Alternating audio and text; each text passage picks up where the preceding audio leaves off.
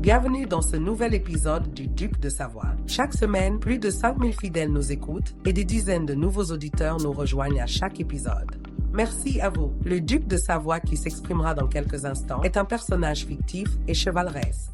Ses propos, parfois caricaturaux, crus ou outranciers, peuvent surprendre ou même choquer les plus sensibles. C'est le concept même de la satire. Le but de ce podcast reste uniquement de divertir la plèbe de Savoie ou d'ailleurs. Si nos auditeurs apprécient ce ton cynique et excessif, c'est aussi parce qu'il est toujours accompagné d'une réflexion sincère et d'une envie constructive de répondre aux questions envoyées chaque semaine par email par les sujets du duché.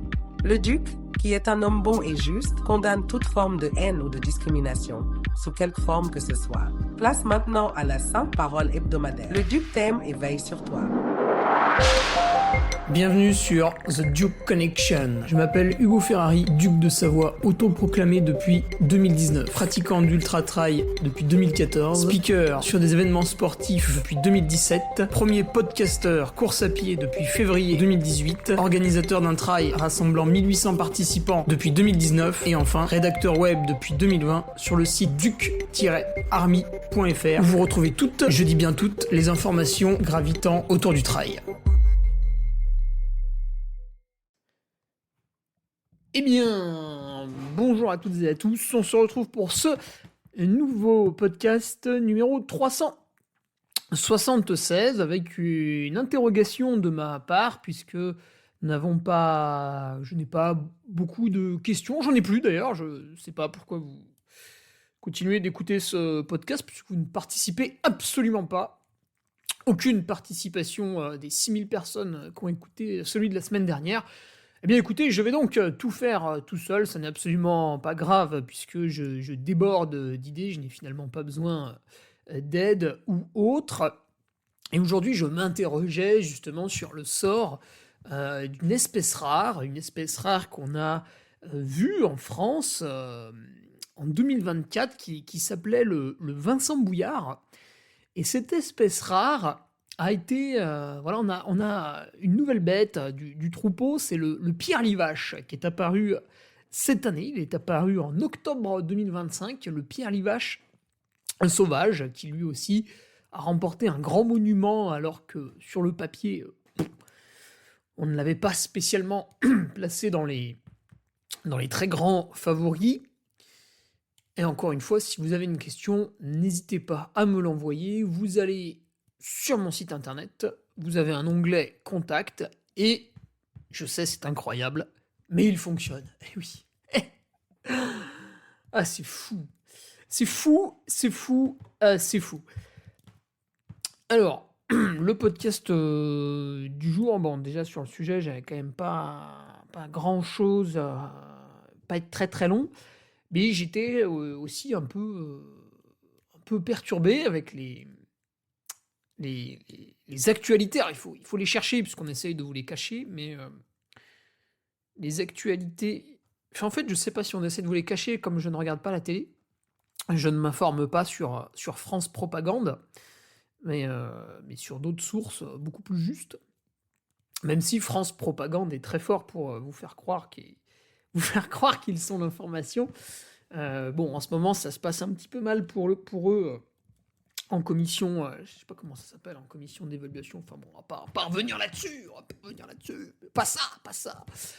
Mais par rapport aux agriculteurs, ça m'a un petit peu chagriné, et je sais pas si vous vous souvenez, mais en fait, en juillet, on a détourné le Tour de France, parce qu'à un moment donné, il fallait qu'il passe, c'était vers le col des Saisies, donc d'Albertville, on monte au col des Saisies par Ugine, Flumet, par derrière, entre guillemets, on passe le col des Saisies, on redescend à Beaufort, et après ça partait Cormet-de-Roseland. Et je sais plus pourquoi ça a été détourné, il me semble qu'il y avait un troupeau qui avait été mis en quarantaine, où on suspectait une maladie, ou alors il y avait le troupeau, mais on voulait pas que les coureurs passent, pour pas qu'il y ait d'échange avec le moustique, le fameux moustique, le temps, je ne sais pas comment il s'appelle, mais enfin ces petits machins qui volent là, et qui répandraient la maladie dermatose nodulaire, la DNC.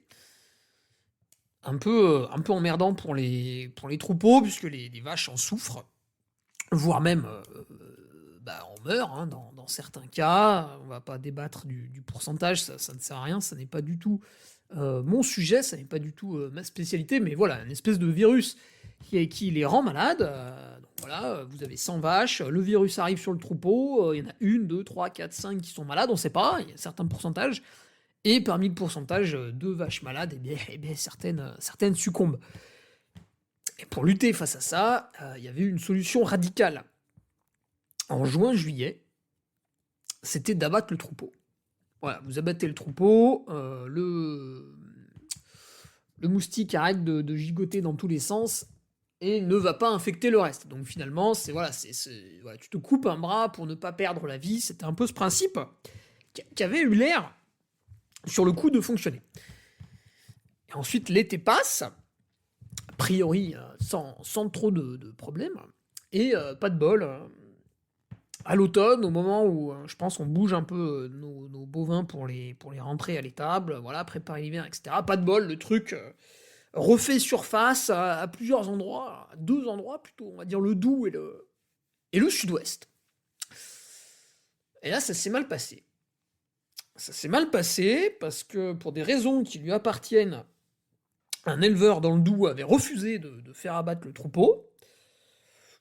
Je ne sais pas s'il avait raison ou pas. Voilà, encore une fois, ça, c'est pas mon sujet. D'ailleurs, c'est intéressant parce qu'aujourd'hui, il y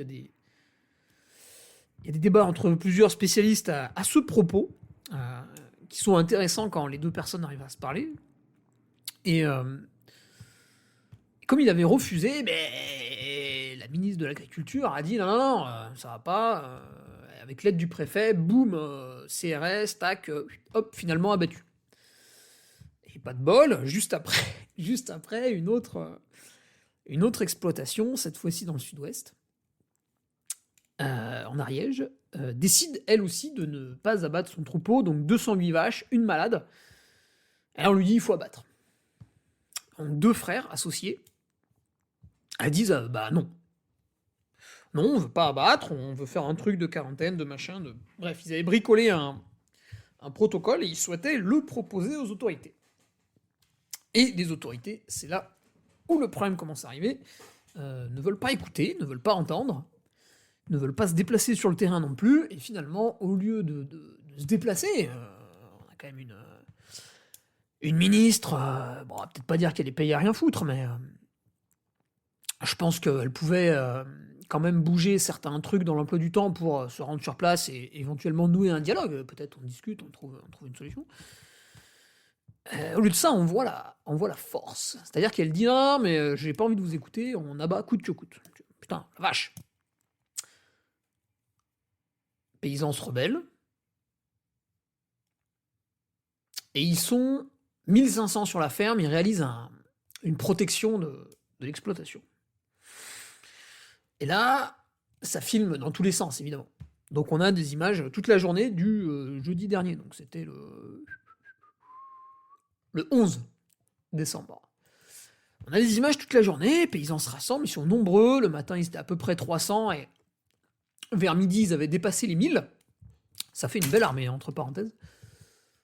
Et le suspense est là, puisqu'il fallait... les vétérinaires devaient venir abattre à 9h du matin, bon, il était midi, il n'y avait pas encore de vétérinaires, il y avait 1000 paysans, ils avaient barricadé tout autour, des arbres sur les routes, etc. Donc c'était... Putain, à suivre, c'était fou. C'était fou. Et là arrivent des chars. des chars centaures. Alors tu te dis, mais qu'est-ce qu'ils viennent foutre là? Et là, ça a été des images horribles, puisque là, il y a eu 0 dialogue. Ça a été de la répression très forte. Gendarmes mobiles, CRS. Il y a le chiffre de 300 qui est sorti. Enfin, est-ce que vous imaginez 300 forces de l'ordre qui viennent sur une ferme en Ariège? 15 chars Centaures, donc c'est quand même des gros véhicules blindés. Et ces chars Centaures, vous les avez déjà vus parfois dans les manifestations qui viennent stagner sur des carrefours. Voilà, mais des manifestations très violentes. Des trucs, par exemple, je ne sais pas combien a été déployé lorsqu'il y a eu les émeutes après le décès de Naël en 2023, l'été 2023. Mais c'était autre chose, ces émeutes. Il y avait une vraie violence. Et là, 15 chars Centaures se rendent au fin fond de l'Ariège, puisqu'on est vraiment au fond du département de l'Ariège. Ils sont arrivés vers midi 13h et ils ont atteint la ferme à 23h. Mais est-ce que vous vous rendez compte de cette dépense idiote de temps, d'énergie? Tout ça parce qu'on a un ministre dans une tour d'ivoire, enfin là c'est une, et ou un préfet éventuellement, qui ne veulent pas se rendre sur place, ne veulent pas voir les gens, ils les aiment pas, et ils envoient la force armée. Et là c'était horrible, puisque vous aviez, donc à midi 13h c'était gentillet, les centaures avançaient, des engins de chantier enlevaient les arbres qui étaient sur la route, le centaure réavançait, etc., etc. Donc il y a eu une progression très lente, ridicule, mais très lente. Et après il y a eu l'affrontement. Et là on a une vidéo de 5 heures qui a tout filmé. Enfin qui a tout filmé non, parce qu'elle était à un certain endroit bien sûr. Il faut imaginer 300 gendarmes déployés, si tu veux, tu peux pas tout filmer. Et la vidéo est insoutenable, puisque vous avez les deux populations qui constituent la base d'une civilisation. Vous prenez un pays, vous balancez des gens dessus, il vous faut les paysans pour manger. Ça, c'est numéro 1, vous pouvez pas faire ça n'existe pas. Ensuite, il vous faut des gens pour protéger ceux qui remplissent les réserves de nourriture. Donc, ce qu'on appelait au Moyen-Âge les gens, espace d'armes. Aujourd'hui, c'est gendarmes en un mot, police, etc. On a dérivé. Donc, premier corps de métier, paysan-agriculteur. Deuxième corps de métier, gendarme. Et une fois que voilà, tout ce petit monde peut manger et est protégé, eh bien, vous ajoutez des enseignants, du personnel médical pour faire en sorte que les gens deviennent de plus en plus intelligents, soient de plus en plus en bonne santé, apprennent tout un tas de choses qui nous mènent, par exemple, aujourd'hui à envoyer une fusée sur la Lune. Bon, ça sert peut-être à rien, mais on est capable de le faire.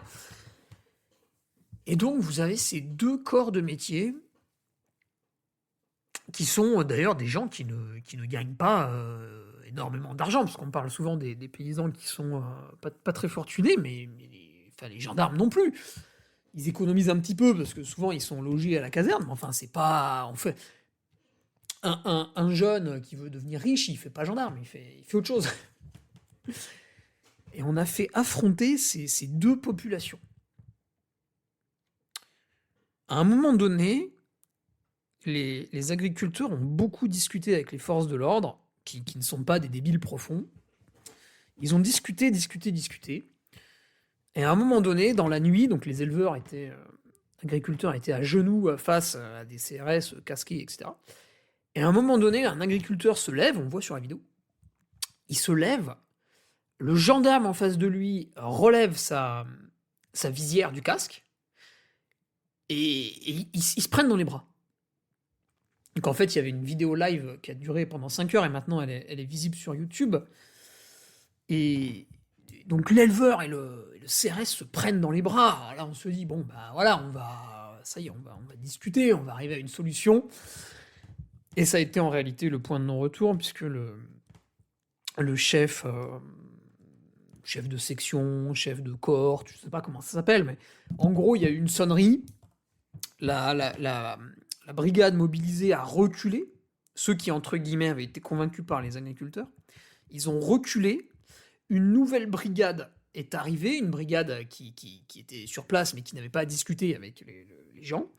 Et l'ordre a été donné de les disperser avec des grenades lacrymogènes, de les gazer, et puis ensuite de monter jusqu'à la ferme.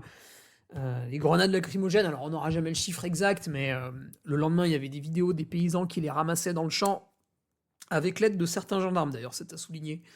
Il y en avait un peu plus de 1000. Ça peut faire beaucoup. Et voilà, et vous aviez des paysans dans un champ qui se prenaient des tirs de grenades lacrymo. Il y avait un autre type de grenade, un truc qui fait du bruit. Enfin, bon, c'est... les vidéos étaient insoutenables. Et vous avez ensuite le ministre de l'Intérieur, Laurent Nunez, qui s'adresse à vous.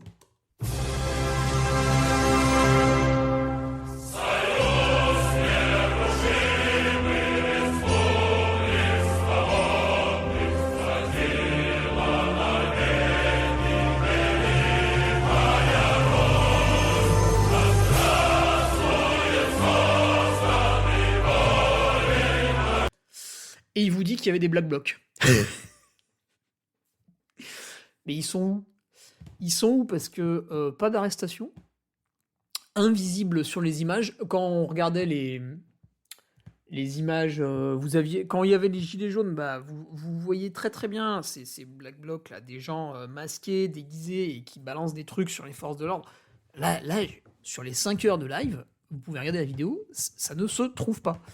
Donc il vous dit qu'il y avait ça, il vous dit qu'il y avait des manifestants d'extrême gauche, alors que globalement c'était uniquement des gens de la coordination rurale qui sont plutôt sur l'autre pan du spectre politique, donc pas trop à gauche, justement. Même si ce qui est amusant avec enfin amusant, c'est pas amusant, mais ça, si c'est bien, parce que vous avez aussi la Confédération paysanne, qui eux sont un autre syndicat, mais plutôt à gauche, et les deux sont d'accord, gauche et droite, chez les agriculteurs, d'accord. Voilà, donc ça, bon, bah ça a problème pour le pouvoir.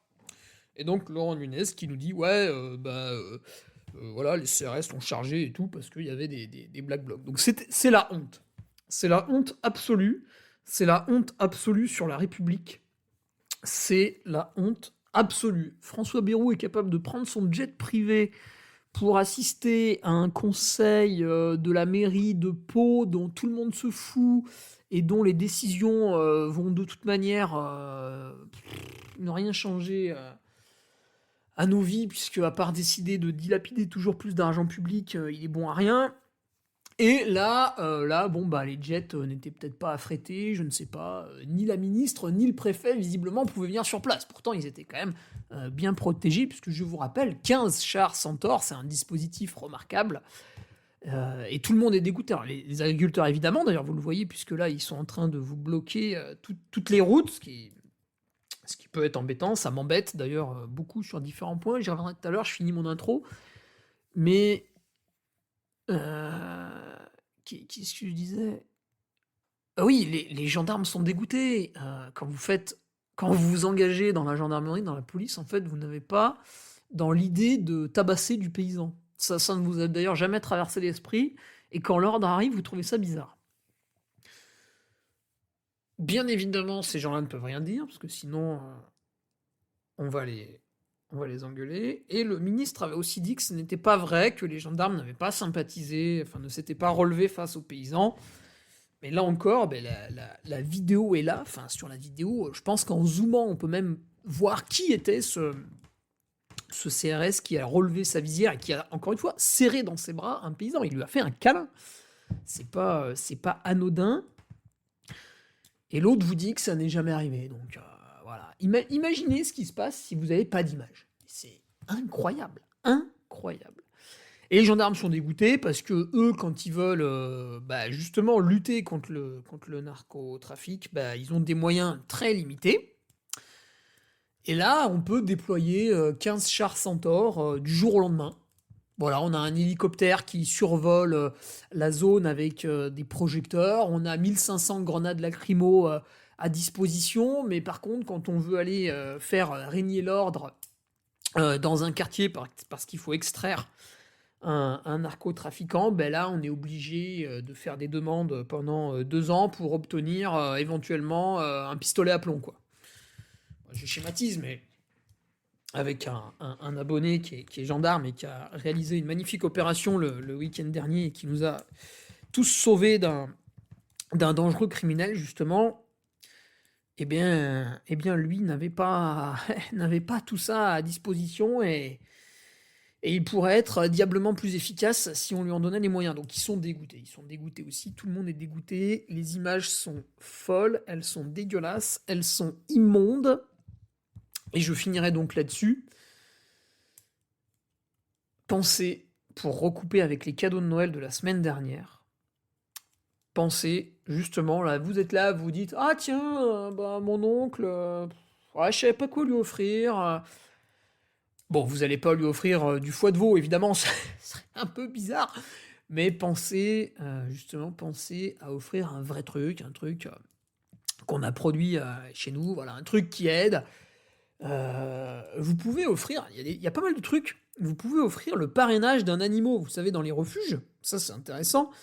Par exemple, Donc il y a des chiens et des chats, évidemment, mais vous avez des refuges qui vont accueillir une vache en fin de vie, et voilà, ils vont l'héberger entre guillemets pendant 1 ou 2 ans jusqu'à ce qu'elle meure de vieillesse. Et vous pouvez parrainer cet animal, ça existe. Alors c'est extrêmement rare, c'est peu connu, mais ça existe. Voilà, c'est un cadeau sympa. La personne peut se rendre sur place, peut avoir des photos. Enfin, je veux dire, c'est un vrai cadeau, ça occupe. Et quand vous, bien sûr, à la coopérative, vous avez, alors vous n'allez pas offrir un chou-fleur, mais vous avez les produits dérivés. Vous savez, l'agriculteur, à côté de chez lui, il y a un apiculteur, voilà, il revend avec lui pour les pots de miel.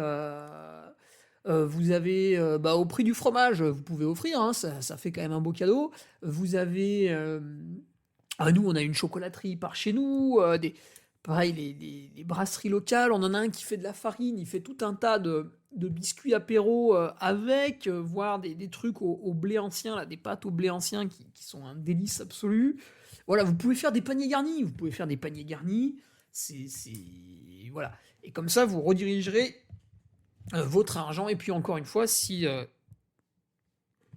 peut-être que vous le découvrez avec mon podcast, hein, mais si vous avez été comme moi très très choqué de voir cette répression extrêmement forte, hein, qu'on a peut-être jamais vue, c'est la première fois, puisque voir des agriculteurs en colère pour tout un tas de raisons, puisqu'on dégrade leurs conditions de vie chaque année un peu plus, mais les voir en colère, on l'a déjà vu. Mais là, par contre, ce degré de répression était complètement fou. Et si ça vous a révolté, mais que bon, vous n'allez pas non plus aller cramer des pneus sur un rond-point parce que voilà, le petit dernier vient de naître, parce que bon, j'avais prévu ceci, cela, enfin, c'est compréhensible. Vous avez une action qui est très forte, c'est-à-dire que vous mangez, encore une fois on schématise, mais vous mangez le matin, vous mangez le midi et vous mangez le soir. Ce qui veut dire que quoi qu'il arrive, tous les lundis, il faut aller faire les courses pour la semaine. Alors, je l'ai déjà répété beaucoup de fois, mais vous pouvez aller dans des coopératives et en échangeant avec un ami justement éleveur, lui n'a pas de coopérative près de chez lui et en fait, il se fournit en supermarché, par exemple, pour les produits qu'il ne trouve pas à la ferme, on va dire. Et lui, en tant qu'éleveur aussi, revend ses produits et en fait, il utilise l'espèce de label « C'est qui le patron ?» Et ça, vous le voyez beaucoup dans les Super U. À côté de ma coopérative, il y a un Leclerc, donc je vais au Leclerc pour compléter les courses, on va dire. Mais je ne crois pas avoir vu des produits C'est qui le patron au Leclerc. Par contre, plus proche de chez mes parents, dans le Super U, je vois très très bien. Et ce produit assure une rémunération correcte à l'éleveur. Donc ça peut être aussi une action de la part de tout le monde. C'est-à-dire que quand je suis... par exemple, les briques de lait, elles sont toutes bleues avec écrit en blanc « C'est qui le patron ?» Quand vous êtes au magasin en train de prendre le pack de lait pour la semaine, vous faites attention à bien prendre le pack de lait « C'est qui le patron ?» Et là, vous saurez que l'agriculteur a vendu son lait à un prix correct et qui lui permet de vivre. Encore une fois, c'est minime, mais pensez-y, la différence de prix n'est pas énorme. Et au-delà de la différence de prix, vous pouvez supposer, avec un pourcentage d'erreur relativement faible, que le produit va être meilleur, plus nutritif, avec plus de choses à l'intérieur. Il sera moins dégradé, plus naturel, plus brut. Parce que produit sur sol français, donc produit sous couvert de normes très, très strictes, même si ça n'est pas bio, les normes sont strictes. Si c'est bio, les normes sont encore plus strictes, donc là c'est... Mais au moins, vous êtes sûr que le truc a été produit dans les meilleures conditions possibles. Pour parler de l'écologie, il a été produit pas loin, hein, puisqu'il est dans votre pays, donc potentiellement, au maximum, il a fait 1000 km. Et comme il est pas loin, il arrive plus vite dans votre supermarché, il dure plus longtemps, enfin, il y a plein de... Voilà. Ça, c'est une bonne action, je trouve, pour tous ceux qui se disent « Putain, c'est vrai que sans les paysans, on boufferait pas, c'est important de les soutenir. » En même temps, je roule pas sur l'or, donc leur envoyer des chèques tous les mois à travers des cagnottes et des dons, alors ça se défiscalise, hein, le don, mais voilà. Ben, c'est vrai que je peux peut-être pas me le permettre, hein, parce que tout le monde a des limites, mais quand vous achetez votre nourriture, c'est un achat, vous êtes obligé de le faire. Vous ne pouvez pas faire sans, vous êtes obligé de manger. Même si vous avez un régime particulier, à un moment donné, vous mangez quelque chose. Et bien là, vous pouvez réorienter le porte-monnaie sans forcément dépenser plus. Ou alors peut-être en dépensant plus, mais en tout cas en mangeant mieux. Donc vous êtes gagnant. Vous êtes gagnant dans tous les cas. À vous diriger vers les produits de nos agriculteurs. Et je cite mes trois patriotes qui sont éleveurs et qui, voilà, depuis une semaine, ont la gentillesse de m'envoyer des messages, de m'informer. Je me passionne de plus en plus pour ça. Donc je fais un coucou à Christophe, à Yves et à Simon, qui Simon, malheureusement, cet été, a dû subir un abattage pour sauver ses voisins. Il a fait un geste fort qui ne lui a pas plu, hein. Ça ne l'a pas amusé, mais voilà, c'était aussi un moyen de préserver ceux qui étaient autour de lui. Et nul doute que lorsqu'il produira à nouveau, eh bien, on se ruera sur ses produits. Cette fois-ci, on fera bien attention à aller se servir chez lui, parce qu'il en aura besoin. Voilà, donc je leur adresse un sympathique coucou. J'ai pu dire peut-être des bêtises dans les podcasts d'avant, et ils m'ont très gentiment donné tout un tas d'informations formidables pour échanger. Et on n'est pas au bout de nos découvertes, puisque bien malin, celui qui sait aujourd'hui comment faire face de manière absolument parfaite à cette maladie qui peut foutre la merde, hein. Si tout le monde est infecté et tout, ça peut être... voilà, alors est-ce qu'il faut vacciner, isoler, abattre, machin. Bon, ça n'est pas à moi de juger, à moi de dire. Je n'ai d'ailleurs pas un avis non plus sur la question. Voilà. Mais en tout cas, vous avez le mot, et on peut aussi quand même faire un petit coucou aux forces de l'ordre qui reçoivent, mais même tout au long de l'année, hein, des ordres complètement débiles. La République se couvre de honte chaque année un peu plus. Et c'est bien dommage, puisque quand on voit le peuple français constitué de gens qui sont travailleurs, enfin, moi je suis étonné par des gens qui vont au travail pour des salaires que je juge ridicules, mais j'aurais déjà jeté l'éponge 1000 fois. Je suis très étonné de leur force, de leur obstination, de l'amour qu'ils ont pour leur métier. Et qu'est-ce qu'on voit à chaque fois, c'est que tout ce qui est chef, tout ce qui est supérieur, ça tient pas trop la route, et on s'arrêtera là avant d'être un peu plus insultant. Voilà. Bon, sinon, alors je vous disais, ça m'arrange pas ces blocages sur les autoroutes, sur les ronds-points de nos amis éleveurs, mais je les soutiens, et si j'en ai l'occasion, je serai le premier à leur amener. Et j'adresse aussi un coucou à Fabien qui est celui qui chapeaute la création des t-shirts dans un atelier français dans le sud de la France, si vous voulez pas que je donne le lieu. Fabien qui est allé amener une soupe à l'oignon, une espèce d'énorme marmite, je savais même pas qu'il pouvait avoir cet ustensile chez lui, à des agriculteurs qui tenaient un barrage. Donc voilà. Et oui, puisque sur mon site internet, ça y est, les produits Nutriting sont arrivés. Je revends les produits Nutriting, eu égard au dernier podcast. Et c'est vrai que malheureusement, je ne peux pas vous promettre que vos colis arrivent très vite, hein, puisque il y a beaucoup de ralentissements partout en France. Donc peut-être que le camion de livraison est bloqué, peut-être qu'il n'est pas bloqué. Voilà, c'est la vie. Comme c'était la semaine avant Noël, j'avais laissé traîner un code Santa Duc 20 avec des tirets. Je vous remettrai une petite story sur Instagram pour avoir 20% sur mon site internet et faire les derniers cadeaux de Noël. Bon, ça, c'est pareil, hein. Vous pouvez choisir Relais Colis, Mondial Relais ou Colissimo. Malheureusement, si le camion est bloqué, si tu veux, il est... qui que ce soit, il est bloqué, quoi.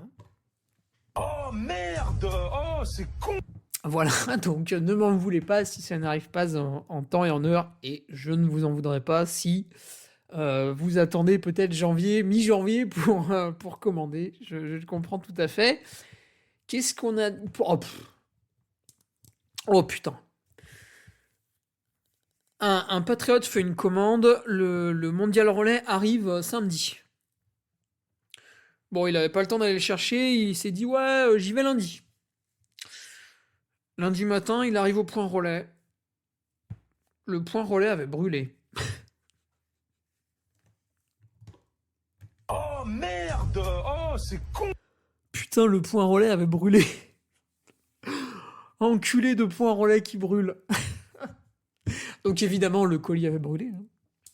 Comme le bâtiment a brûlé, le colis étant à l'intérieur du bâtiment, forcément... bon. Voilà, un colis à 70 € hein, quand même. Donc je l'ai renvoyé, hein, je suis pas... mais bon, putain, ça... Alors, allez savoir, là, pour l'indemnisation, l'assurance, le truc, le machin, ça va être un bordel sans nom. La perte de temps ne vaudra sans doute pas les 70 €. Voilà. Alors, je veux pas stigmatiser, mais c'était à Marseille quand même. Hein. C'est pas pour juger. Voilà. Vous avez l'info, vous en ferez ce que vous voulez. Sinon, sur mon site, alors ça c'est sur internet, c'est consultable forcément tout le temps. Lundi, on a interviewé Mathilde Sagne qui avait vécu une sacrée désillusion en fin d'année et qui nous faisait part de tout ça. Avant elle, il y avait eu Marilyn Nakache. Les vendredis, on a eu les audios avec nos secouristes de Mountain Medic Rescue. C'est ceux qui sont secouristes sur tous les gros trails, vous voyez, T4M, Échappée Belle, Samoin, Grand Raid 73, Montagnarde, tous les trucs un peu chauds en montagne, ils sont là. Trail du Petit Saint-Bernard. Voilà, très grosse boîte de secours. On les a interviewés pour parler un petit peu des différentes erreurs qu'on pouvait voir dans les pelotons et éventuellement les petits tips pour quand on se blesse, se mettre en sécurité plus vite, ne pas faire de suraccident. C'était assez intéressant, il y a pas mal de billes à prendre. Le CR de la Saint-Élion était arrivé la semaine avant, et ce qui va être très intéressant, c'est que là, on va poser les bases de 2026, puisque je suis en reprise, avec le test à l'effort, que je vous publie ce vendredi 19. Et on ne fait pas que publier le test à l'effort, nous allons publier l'interview qui va avec de Rémi Rivet, qui m'a fait passer ce test à l'effort, qui fait passer des tests, puisqu'il a sa salle personnelle depuis août sur Annecy. Et comme il est entraîneur depuis bien plus longtemps que le mois d'août, eh bien, une fois le test passé, il peut vous donner les billes pour soit vous entraîner tout seul, soit souscrire à ses entraînements, soit discuter avec votre entraîneur que vous avez depuis longtemps, c'est mon cas avec Patrick Bringer, et comme ça, votre coach a toutes les infos, et pas seulement quelle est sa VO2 max, qui est finalement un chiffre dont on se fiche éperdument, puisque quand vous êtes en train de vous entraîner dans la forêt, que vous ayez 55 ou 82 de VO2 max, ça vous fait une belle jambe, puisque ça n'est pas utilisable sur la montre comme données. Qu'est-ce qu'on avait d'autre aussi ? Oh putain, oui, c'est vrai que sur le site, on est en train de renouveler les abonnements annuels. Les abonnements annuels.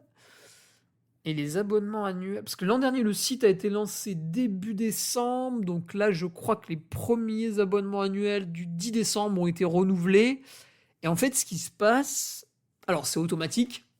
D'ailleurs, si vous oubliez, que vous vous faites prélever et que vous vouliez plus être inscrit, etc., vous me contactez et je vous ferai un remboursement sans problème. Mais si vous vous en foutiez, vous voulez rester abonné, et c'est automatique, mais si vous avez changé de carte bancaire, le site peut plus se servir de l'ancienne, donc ne peut plus vous prélever, et la commande reste en attente de paiement. Voilà. Donc, peut-être que certains n'ont pas vu les derniers articles, puisque depuis le 10 décembre, j'en ai une petite quinzaine là, qui sont en attente de paiement. D'ici ce week-end, je vous enverrai un petit mail pour vous le signaler. C'est vrai que C'est vrai que ces histoires de cartes bancaires, c'est un peu chiant. C'est pour ça que PayPal, c'est mieux. Après, PayPal prend un plus gros pourcentage de commission, donc voilà, il est gourmand. Sur un paiement de 6 euros, on est quand même à 7-8% de commission. C'est pas... c'est pas anodin. Donc, par exemple, si vous prenez un abonnement annuel, il y a seulement entre 1 et 3% de commission. Il faudrait que je fasse le calcul. Mais si vous prenez un abonnement au mois, déjà vous payez plus cher, si vous restez abonné toute l'année. Et en plus, moi je touche moins d'argent parce que la commission est plus haute. Voilà, si vous voulez comprendre un peu les rouages, mais c'est fascinant, c'est fascinant. C'est fascinant, c'est pour ça que je me lasse jamais, j'en apprends tous les jours. Voilà, et puis sinon, j'ai enfin une date pour les shorts et les bonnets fabriqués en France, donc ce sera fin janvier, a priori. Donc c'est une date estimative qui est donnée par l'atelier qui va commencer la production, mais pour différentes raisons, il se peut que ça aille plus vite, donc restez tout oui si vous êtes intéressé par des shorts de trail made in France, des bonnets made in France, et un réassort des bandeaux, parce que je n'ai plus de bandeaux du Carmier et je n'ai plus de bandeaux le Royaume de la Borne. Et en janvier, il y aura aussi le réassort des t-shirts femmes, quelques tailles hommes et des débardeurs. Voilà. Beaucoup de choses. Beaucoup de choses. C'est dense. Allez, d'un point de vue athlète, écoutez, je vous l'ai dit, c'est la reprise. Il a la panse bouffie. Et effectivement, il faut reprendre. Après, on va dire 2 semaines de repos. C'était pas vraiment du repos parce que il y avait des douleurs, des tensions à soigner. Il fallait voir mon ami kiné Théo Robin de Cap Prévention. Et comme c'est un kiné casse-couille, il me donne des exos à faire tous les jours. Alors, ça va. Ça dure un quart d'heure. Certains jours, c'est une demi-heure, parce qu'il y a 2 variantes. Et ça s'est révélé diablement efficace, parce que c'est vrai que j'avais malheureusement terminé cette Saint-Élion avec une jolie petite tendinopathie, la coquine, au niveau de l'insertion des fessiers, qui est une zone très mal irriguée. Et donc, malgré toute ma bonne volonté et tout le repos post-Saint-Élion, parce que j'ai dormi comme un bébé après, mais ça ne passait pas. Là, ça va beaucoup mieux. Week-end dernier, la coupure s'est terminée avec les Baou Days. Ça, c'est très sympa. Donc, c'est l'entreprise Baou qui me sponsorise au niveau de la nutrition depuis 2021. Avec bonne santé, les deux. Et nous avons plus ou moins festoyé. Alors, c'est un moment de rencontre, de partage, de repas au restaurant, de PowerPoint avec ce qui va sortir l'an prochain. Donc, voilà, ça s'annonce génial, bien entendu. Des nouveaux goûts, des nouveaux produits. Pas mal de choses, avec, on va dire, 3 grandes dates de sortie. Enfin bon, pas trop en dire plus, après ils sont pas contents quand je dévoile les trucs. Et on avait aussi des ateliers où là, en fait, par groupe d'athlètes, on goûtait des produits qui vont potentiellement aller en développement ou potentiellement être arrêtés parce que finalement c'est pas bon. Donc on a goûté pas mal de choses. Ça a duré facilement 2 heures. Donner un peu ses avis et tout. C'était très intéressant, très bluffant. J'ai vu des trucs complètement fous. Je sais pas si ça sortira ou pas, mais ils sont très très ingénieux. Très très très ingénieux. Il y a un truc, je m'y attendais pas. On leur a dit d'ailleurs que c'était une mauvaise idée. Il fallait pas le faire. On verra si à mon avis, tout le monde leur a dit qu'il fallait pas le faire. Mais voilà. Donc c'était marrant. C'était très marrant, très sympa.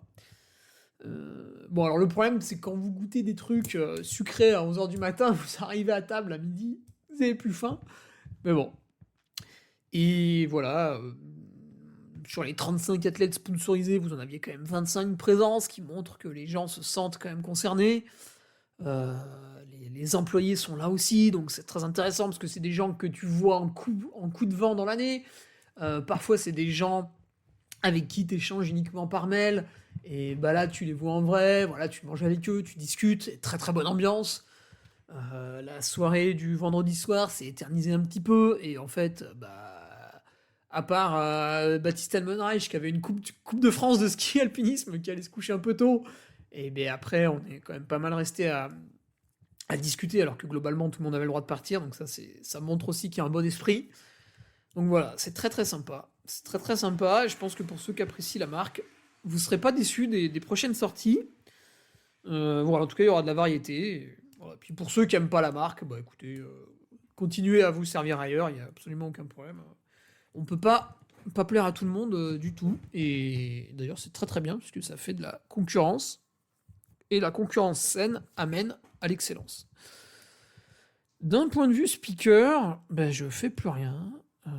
C'est vrai que la semaine, j'ai rempilé avec Fred Bousseau, mon acolyte de toujours, puisqu'on a présenté l'after des Trail Running Awards. Donc c'était assez intéressant. On a présenté quelques lauréats. Et le lauréat qui est particulièrement intéressant, dont il va absolument falloir qu'on creuse le sujet sur mon site internet duc-army.fr, et bien c'est le couple qui a créé Vallon, la chaussure qu'on répare. Donc c'est une chaussure, si vous voulez, vous pouvez faire réparer la semelle, vous pouvez faire réparer la mousse, et ça se fait en France. Même si la chaussure est produite au Portugal, parce qu'en France, ça relève quasiment de l'impossible. Vous pouvez éventuellement de temps en temps en sortir une, mais on détaillera avec Vallon pourquoi ça n'était pas possible. Et aussi pourquoi le Portugal, en fait, est l'Eldorado des marques de sport qui veulent produire en Europe. Et vous allez voir que les raisons sont assez, finalement, assez logiques et assez intéressante, d'autant plus quand on est la France, puisqu'on est juste au nord. Bref. Et la reprise, en termes d'animation, ce sera le samedi 17 janvier, on sera à la nocturne du Pilat, j'y vais depuis janvier 2018, donc 18, 19, 20, 21, 21 il n'y avait pas, 22, 23, 24, 25, 26, nocturne du Pilat, j'y vais pour la 8e année. Voilà. Qu'est-ce qu'on avait d'autre à dire? Écoutez, je crois que c'était tout. On va pouvoir gentiment passer au sujet du jour. Moi je dis allons-y quoi, je dis aux Français allons-y quoi, c'est... Voilà, allons-y pour le sujet du jour. Alors il était marrant, surtout le titre. Pourquoi les pierres Livache vont disparaître? On a l'impression que je parle du mammouth. Il n'a rien du mammouth, hein. D'ailleurs, quand on l'a vu passer au Templiers, le Pierre Livache est plutôt un athlète très très affûté. De toute façon, on ne gagne pas les Templiers en 6h45 par hasard. Et alors, pourquoi il va disparaître? Pourquoi ces gens-là vont disparaître? Et quand je citais Vincent Bouillard avec Pierre Livache, en fait, je voulais parler de ces gens qui, entre guillemets, sortent de nulle part. Ils sortent de nulle part pour différentes raisons. Hein. Vincent Bouillard a expliqué son parcours en long, en large et en travers dans tout un tas de podcasts sur la course à pied. Et puis un jour, il se révèle au grand public comme ça sur une très très grande épreuve, puisque Vincent a remporté l'UTMB en 2024 et Pierre remporte les Templiers cette année. À chaque fois, ce sont les chronos des vainqueurs des années passées. 19h50 et quelques pour Vincent, 6h45 pour Pierre, c'est voilà, plus ou moins quelques minutes, c'est les mêmes chronos que les athlètes top, élite, que tout le monde connaissait, qui remportaient les épreuves avant. Et selon moi, on ne va plus voir ça. Alors pourquoi? Eh bien, parce que les athlètes, entre guillemets, élites, ceux qui, pour rigoler, j'appelle zélites dans mes chroniques, dans mes récits sur Internet, les zélites, Z-E-L-Y-T-H, Z-E-L-Y-T-H, les élites. Pourquoi ils vont être finalement tous entre eux et le reste va disparaître?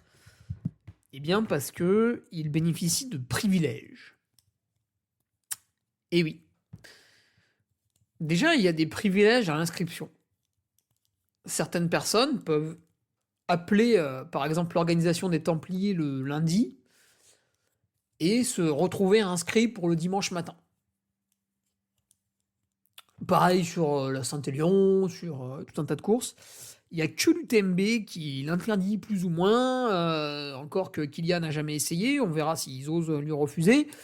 Mais sur l'UTMB, on essaye d'avoir un peu d'équité, mais on ouvre aussi des portes à d'autres moments, je vais vous montrer pourquoi. Et à mon avis, ça c'est une erreur, alors même s'il faut bien sûr faciliter la venue sur son événement aux athlètes de haut niveau, sinon on n'en a plus, parce qu'il y a une telle masse de coureurs qu'on les a plus au départ. Mais, une fois qu'ils sont au départ, les privilèges, ça suffit.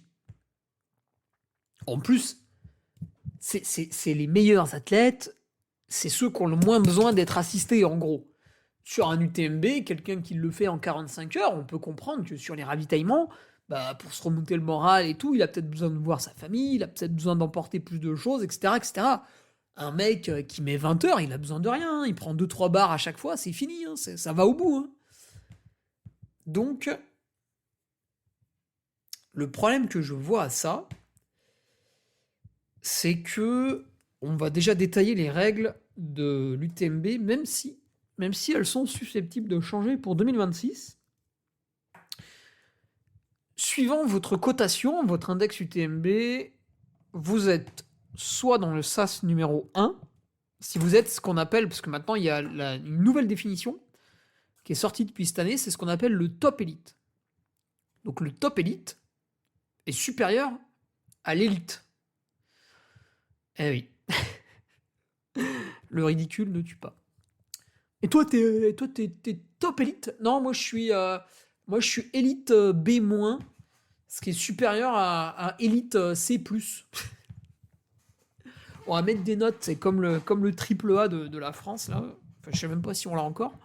On va mettre le triple B pour l'élite un peu bas de gamme, tu sais, l'élite qui sent un peu la pisse, là, qui est, voilà, de l'élite un peu grassouillée. Et puis le top élite, donc le triple A+. Voilà, bref. Vous avez un premier SAS au départ pour les top élites. Vous avez un deuxième SAS pour les élites. Donc les top élites, vous en avez une 60aine, hommes, femmes compris. Moi, je ne fais pas de distinction de sexe, étant donné que, je vous le rappelle, ce podcast est humoristique et je ne fais pas de misogynie. Donc, 60 hommes et femmes. Derrière, vous avez le SAS élite avec 200-250 personnes à peu près. Je me souviens pas bien du chiffre. Et après, vous avez les gueux, quoi, les grouillots. Donc là, déjà, au départ, si vous n'avez pas d'index UTMB, vous partez forcément derrière. Et c'est un petit peu ce qui est arrivé à Clem qui court. Et oui, vous vous demandez ce que fait Clem qui court dans ce podcast. Et bien, en fait, comme il n'avait pas un index UTMB suffisamment élevé, il était dans le SAS des gueux. Et lui, c'est la première fois qu'il venait sur l'UTMB, il n'avait pas trop compris. Donc il se pointe dans le SAS. Évidemment, il se pointe, je sais pas moi, 1 heure avant le départ. Et du coup, il y a déjà tout le monde. Donc en fait, il est parti vraiment derrière. Quelle indignité. Eh oui. Quelle indignité. Il est parti derrière, donc il était super loin au début, puis bon, après il a remonté un petit peu, et puis il a fini juste avant minuit, donc en moins de 30 heures. Et voilà. Il s'est bien battu. Qu'est-ce que je voulais dire là-dessus? Ouais, du coup, imaginez, vous êtes super fort et tout, vous venez dans notre sport, je sais pas, un triathlète par exemple. Le 9e de la Saint-Élion, là, cette année, Esteban Bringer, fils de mon entraîneur Patrick Bringer, vient du triathlon, il avait jamais fait de trail. Bon, il fait 9e de la Saint-Élion. Ah, j'aurais pu l'inclure dans les Pierre Livache, tiens. Mais bon, il a pas gagné. Et bien, ces gens-là, en fait, arrivent, ils n'ont pas de cote, et du coup, ils sont, entre guillemets, stigmatisés dès le début, puisqu'ils n'ont pas accès au premier SAS. Bon, à la limite, c'est pas très grave, parce que si vous venez 2h30 avant le départ, avec un parapluie pour vous protéger soit de la pluie, soit du soleil, de la bouffe, et une bouteille d'eau, finalement, vous pouvez Vous pouvez patienter derrière le deuxième sas, bref. Mais déjà au départ, vous voyez, il y a ce sujet des sas, et je pense que plutôt que de faire un gros sas gueux à l'arrière, il faudrait mettre plusieurs sas, peut-être une dizaine de sas, pour couper par cotation. C'était un petit peu ce qui est déjà fait depuis 2 ans, puisque vous avez des panneaux indicatifs, mais c'est pas bien respecté, ça mériterait d'être un peu mieux fait, je trouve. Et en fait, après, le problème majeur, et ça, je suis désolé hein, si vous le kiffez et tout, mais c'est un petit peu la faute de Kylian Jornet, puisqu'en 2022, il s'était plaint de ne pas pouvoir accéder à certaines zones d'assistance en voiture. Oui, je sais, le défenseur de l'environnement. Il n'y avait pas que lui, mais il était dans le lot. Et par exemple, pour aller... Les ravitaillements à l'UTMB, c'est facile. C'est Contamine, Courmayeur, Champais, Trian, Valorcine. Avant le Covid, il n'y avait que les Contamines qui étaient interdits. Il fallait y aller avec une petite navette. Pas de problème. Maintenant, il y a tellement de monde et d'où que les navettes sont prises d'assaut. Et en fait, quand vous êtes un top élite, pas un élite, hein, un top élite, donc le premier sas, vous avez un pass qui vous permet de vous rendre n'importe où en voiture. Ce qui n'est pas débile, parce que, en fait, si on met une navette pour les premiers coureurs, comme la densité est extrêmement faible à l'avant de la course, la navette va transporter des assistances seules. Donc finalement, la navette aura le même rôle qu'une voiture. Parce que dans un bus 20 personnes, vous aurez 2 personnes. Donc c'est ridicule. Du coup, pour ne pas avoir à mettre un système de navette pour les premiers coureurs, puisqu'il serait sous-utilisé et donc complètement débile d'un point de vue écologique, on autorise ces coureurs à se promener avec leur véhicule personnel. Mais le problème, c'est là où vous allez comprendre le titre du podcast, pourquoi les Pierre Livache font disparaître, c'est qu'en faisant ça, vous favorisez ceux qui sur le papier sont bons, et vous mettez sur le côté les Vincent Bouillard, les Pierre Livache, et tous ceux qui sont dans le groupe élite, mais pas dans le groupe top élite. Et quand on regarde le top 10, le top 20 à l'arrivée, bah, le groupe top élite est quand même pas mal mélangé au groupe élite.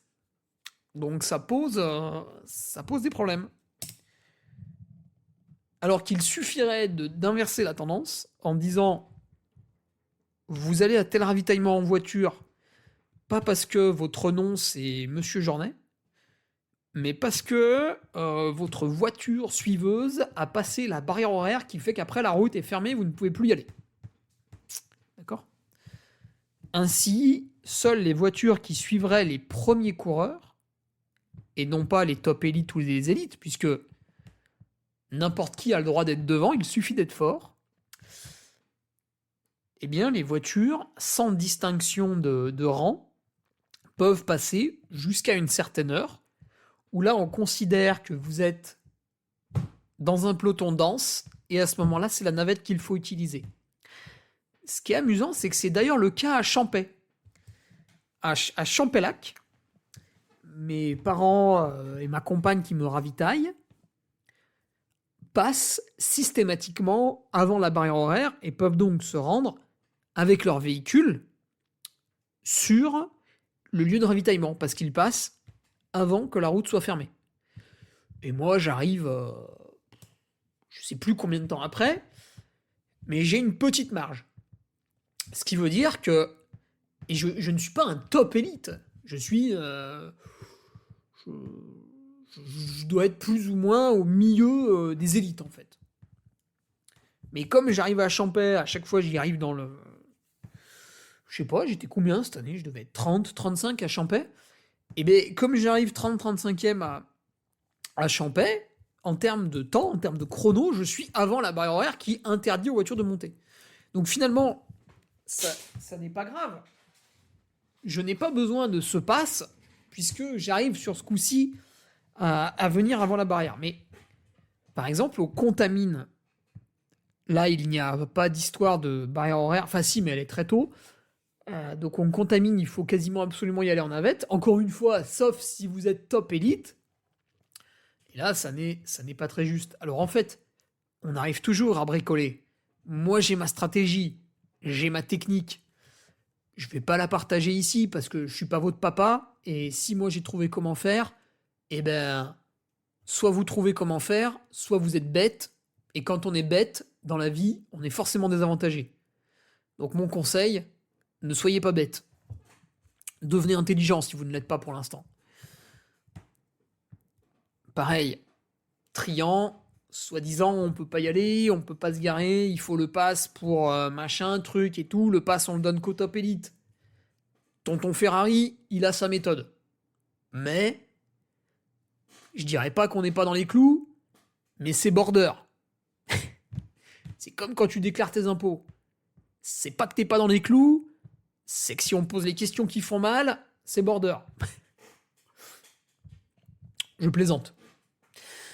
Donc, ce qu'on voit, c'est que ça se durcit chaque année. Chaque année, ça se durcit un peu plus, et ça se durcit toujours pour les mêmes personnes. C'est-à-dire que ça ne se durcit pas pour les gens à l'avant du peloton, qui continuent à bénéficier des privilèges qui existaient lorsque le trail était couru par 10% de personnes en moins. Donc ça ne va pas. Ça ne va pas parce que qu'est-ce qui va se passer au fur et à mesure du temps? Il va se passer que les gens qui arrivent dans ce sport, qui sont débutants dans ce sport, ne vont pas pouvoir performer tout de suite. Alors, parce qu'il y a ce discours. On te dit, bah ouais, mais en fait, un bon index UTMB ou une bonne Cotitra, ben si t'es fort, tu fais quelques courses et puis tu auras une bonne Cotitra, un bon index UTMB et l'année d'après, tu pourras avoir ton pass, etc., etc. Oui, mais attends, l'année d'après, peut-être que le gars, il va avoir un enfant. Hein. Quand j'ai interviewé Pierre Livache, ça faisait 3 ans qu'il ne pouvait pas arriver au Templier. Il nous a expliqué pourquoi. Là, il est arrivé, il a gagné. Voilà, peut-être que tu vas te blesser, peut-être qu'il y aura des aléas, etc. Et en fait, peut-être que le moment où tu allais être le plus fort, c'était finalement la première année. Peut-être que, ben non, faire 1, 2, 3 ans sur le circuit pour ensuite avoir, entre guillemets, le précieux sésame, le bon index UTMB et cette espèce de carton qui est un passe-droit, hein, c'est un passe-droit, eh bien tu vas peut-être galérer pour l'avoir, entre-temps tu seras peut-être plus à ton top niveau comme avant, etc. etc. Donc pour moi c'est un problème. À la Saint-Élion, tous les ravitaillements sont interdits en voiture au gueux, et si vous avez plus de 800 d'index UTMB, vous avez le droit à un pass, et en voiture, vous pouvez vous rendre sur tous les ravitaillements. Alors, moi j'ai eu le pass, et donc je me suis rendu en voiture sur les ravitaillements de Saint-Christo-en-Jarret, de Sainte-Catherine, de Soucieux-en-Jarret et de Chaponneau. Mais la personne qui est derrière moi avec un index UTMB de 730 et qui potentiellement peut être très forte, c'est par exemple le 8e là, cette année à l'UTMB, c'est Noah Holmes. Et avant la course, je crois qu'il avait 700 ou... Il y a un mec qui est juste derrière moi qui avait 690. Vous voyez, ces gens-là n'avaient pas de passe. Alors, est-ce qu'ils y sont allés quand même? Est-ce qu'ils ont bravé l'interdit? Voilà. Moi, je sais que globalement, tout le monde y allait malgré que ce soit interdit. Parce que je l'ai vu de mes yeux, je ne l'invente pas, je me ravitaille, à côté de moi quelqu'un qui a un index UTMB beaucoup plus faible et qui en théorie n'a pas le droit à l'assistance se ravitaille également, donc il enfreint les règles quelque part, mais quand la règle est idiote, il faut l'enfreindre. Et là on retombe sur le début du podcast avec nos CRS, nos gendarmes qui doivent obéir à une règle débile qui était gazer les paysans. Et certains ont refusé de le faire. Alors, comme notre ministre de l'Intérieur, Laurent Nunez, dont on espère tous une démission rapide, enfin remarquez, vous allez me dire, ouais mais on met qui à la place? Ils sont tous nuls. Ils sont tous nuls. Mais c'est normal, ils font tous la même école. Donc si vous voulez, là on est sur une promotion de nuls, et on se les tape jusqu'au bout, quoi. La ministre de l'Agriculture est une prof de latin, enfin il n'y a rien qui va, quoi. Ben vous pouvez, quand la règle est mauvaise, il faut désobéir. Voilà, c'est ça que je voulais dire. Et à la Saint-Élion, en fait, ça se comprend. On interdit l'assistance parce qu'il y a tellement de monde que si toutes les voitures se ruent vers Sainte-Catherine ou d'autres lieux, eh bien, en fait, toutes les routes sont bouchées, personne ne peut avancer et on est coincé. Mais ce qu'il faut, ça n'est pas autoriser l'assistance au premier et à un moment donné l'interdire aux autres. Moi, je trouve ça scandaleux. Ce qu'il faut, c'est l'interdire à tout le monde. À quel moment Benjamin Paulin, Sylvain Cachard, Hugo Deck, Pierre de Fontaine, Virgile Morizet, Antoine Lambois-Martin, Dimitri Morel-Jean, tous ceux qui étaient dans le top 10 là, à quel moment ces gens-là ont un besoin vital d'obtenir une assistance? À aucun moment. C'est un vestige du passé. Ce besoin d'assistance à l'avant du peloton est un vestige du passé. Je l'ai montré, je l'ai démontré moi-même l'an dernier en intégrant le top 10 de l'Ultra Trail du Chianti, ce qui n'était pas une mince affaire puisque le premier c'est Jim Wamsley, le deuxième c'est Kylian Jornet, le troisième c'est Vincent Bouillard. Donc derrière il reste moins de place pour faire le top 10. J'ai fait le top 10 et j'avais 0 assistance. Oh merde! Oh, c'est con! Donc j'ai démontré, l'an dernier, à la fin du mois de mars, à l'Ultra Trail du Chianti, j'ai démontré que l'assistance était purement et simplement inutile à l'avant du peloton pour terminer la course, de manière compétitive. Maintenant, je ne le referai pas, puisque comme face à moi, j'avais des coureurs qui bénéficiaient d'une assistance, eh bien, à chaque ravitaillement avec l'assistance, mes parents qui étaient là, vous allez dire, putain, mais attends, ses parents étaient là, mais il n'avait pas d'assistance.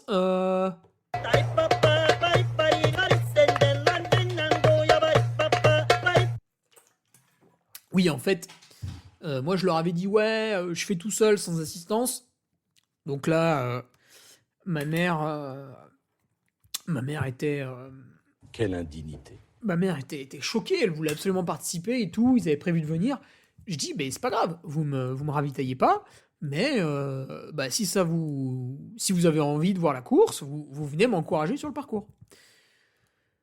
Et en fait, comme il y avait aussi mon frère, enfin voilà, ils étaient aussi sur les ravitaux, mais je me suis ravitaillé tout seul. Et ma mère m'a dit, en gros, sur les 6 points d'assistance, par rapport aux autres, à chaque fois, tu perdais à peu près 2 minutes. Alors, peut-être que des fois, c'était 1:30, peut-être que des fois, c'était 3 minutes, mais elle me dit, ouais, à chaque fois, tu perdais à peu près 2 minutes. Donc, 2 x 6, 12. Et j'ai perdu 12 minutes sur le Chianti pour démontrer à tout le monde qu'il était possible de réaliser la course, qui est une course de 125 km, sans assistance. Maintenant, je ne le referai pas, puisque mon but en tant que coureur plus ou moins de haut niveau, c'est quand même de battre les autres. Donc, je vais utiliser toutes les règles possibles et imaginables pour y arriver. Par exemple, bénéficier de l'assistance quand j'en ai le droit. Et tant qu'il n'y aura pas une interdiction pour tout le monde, je continuerai à bénéficier d'une assistance, puisque mes revenus personnels, quelque part, dépendent aussi un petit peu, pas que, de mes résultats, et j'ai pas envie de courir avec des bâtons dans les roues quand les autres n'en ont pas. Donc voilà, moi j'ai montré que c'était possible, je l'ai fait. Regardez autour de vous, qui d'autre l'a fait? Et je dis pas de le faire tout le temps, une fois. Qui est-ce qui l'a fait au moins une fois dans les premiers? Voilà, qui l'a fait? Je veux pas juger, mais je suis un petit peu le seul. Tous les autres, c'est allez, j'ai le droit, il n'y a même pas de réflexion. Si Germain Grangier, à un moment donné, il avait dit ouais, l'assistance. Bon, derrière, les paroles, les actes. Voilà, donc libre à lui de rectifier le tir l'an prochain en nous proposant une course de haut niveau sans assistance. Mais en attendant, on a entendu des choses et sur le terrain, on n'a rien vu. Voilà, ça c'est factuel. Les Templiers, c'est pareil, vous avez des routes qui sont fermées et qui, comme par hasard, s'ouvrent quand vous avez le précieux sésame. Et moi, je trouve que c'est dommage parce que du coup, quelqu'un comme Pierre Livache, comme Vincent Bouillard, avait des bâtons dans les roues par rapport aux autres adversaires et ils les ont battus. Alors, en fait, ils se sont démerdés pour quand même avoir ses assistances, etc., etc., mais ils l'ont fait en bafouant certaines règles. Alors des fois, je prends le pass du copain, etc., mais il faut plus voir ça. Il faut unifier le règlement pour tout le monde. Et en fait, en fait, quand on y réfléchit, il n'y a pas besoin d'assistance à l'avant de la course. Il n'y a aucune raison de la laisser. Alors après, c'est un peu dangereux parce que si je l'interdis jusqu'où, tu vois, c'est pareil. Pourquoi? Alors il faut l'interdire jusqu'à 700 d'index UTMB, jusqu'à 600, jusqu'à 500. C'est compliqué.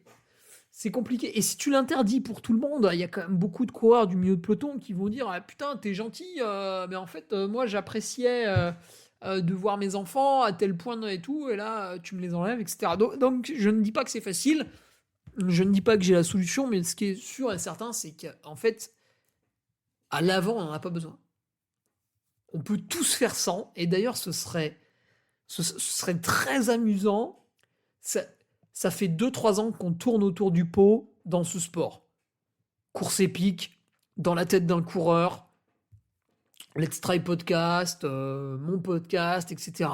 Ça fait 2-3 ans qu'on vous parle un peu des mêmes trucs, qu'on interviewe, souvent un petit peu les mêmes personnes. Enfin, bref. Il nous manque un truc, il nous manque une nouveauté. Et la nouveauté pourrait venir, pour exciter un petit peu tout le monde, tous les trailers, toute la communauté de trailers, la nouveauté pourrait venir justement de l'interdiction de l'assistance à l'avant de la course sur un grand événement, Templiers, Saint-Élion, UTMB, Trail du Ventoux, voilà. Ce que vous voulez, Marathon du Mont Blanc, 90 du Mont Blanc, tous ces trucs-là, voilà, un jour ce serait marrant qu'il y en ait une qui dise en fait, nous, on enlève l'assistance.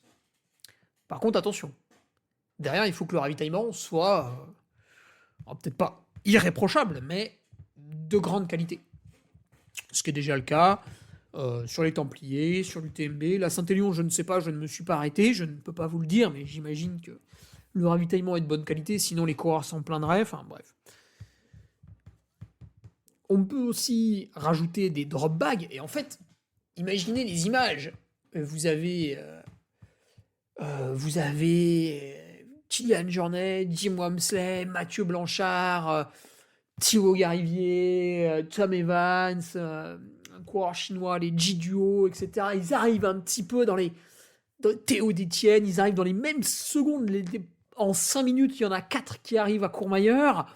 Ils prennent leur drop bag qui est accroché au rack à l'entrée du gymnase, ils entrent, ils ouvrent le drop bag, et là on est là avec les caméras, on filme. Alors lui il a repris des gels, lui il a repris des barres, lui il prend ses chaussures, il les met, tiens il a la serviette pour s'essuyer, il change de t-shirt, etc. Et les coureurs repartent. Et là ce serait intéressant, là ce serait fascinant, là on retrouverait un petit peu cette ambiance de trail qui pue, de trail qui sent un peu derrière dessous les dessous de bras, ce trail un petit peu à l'ancienne, plutôt que le mec qui s'arrête, on lui tend un thermos qui a été mesuré à 37,2 degrés pour qu'il boive un bouillon chaud qui a été développé par son partenaire. Ça nous intéresse pas. C'est nul. Un garçon assez nouveau riche, un petit peu précieux. Voilà. On veut retrouver du suspense, des trucs drôles, des trucs nouveaux, des trucs marrants, des trucs amusants, des trucs qui sortent de l'ordinaire. Donc, il faut nous virer absolument ces assistances, ces privilèges. Ces privilèges pour les aristocrates du trail que sont finalement les élites. Oui, vous êtes les aristocrates du trail. Vous êtes une caste au-dessus des autres. Et regardez, c'est ridicule. Vous avez une assistance à Champêtre. 2 heures plus tard, même un abruti comme moi a mis seulement 2 heures pour aller à Trian. 2 heures plus tard, vous avez votre assistance à Trian. Et 2 heures plus tard, vous avez votre assistance à Valorcine. Supprimez-moi cette assistance à Trian. Elle ne sert absolument à rien. Si on a envie de voir les coureurs et de les encourager, on le fait. Mais l'assistance à Trian ne sert à rien. C'est grotesque. On pourrait même supprimer celle de Valorcine, puisque une fois que vous êtes à Champey, il vous reste 6, 7, 8 heures pour arriver. Et après, au fin du peloton, là, on peut relâcher la pression et peut-être réautoriser tout ça, mais à l'avant, ça n'a aucun sens. Aucun sens. Voilà, écoutez, c'est tout ce que je voulais dire là-dessus. Putain, on a dépassé l'heure quand même. Hein. Ah, je vous gâte en ce moment. Je vous gâte. Eh bien, écoutez, on va se laisser. Prochain podcast, nous serons entre Noël et le jour de l'an. Donc, je vous souhaite à toutes et tous un joyeux Noël. Et pensez à ceux qui en ont gros sur la patate en ce moment. C'est les agriculteurs, c'est les paysans.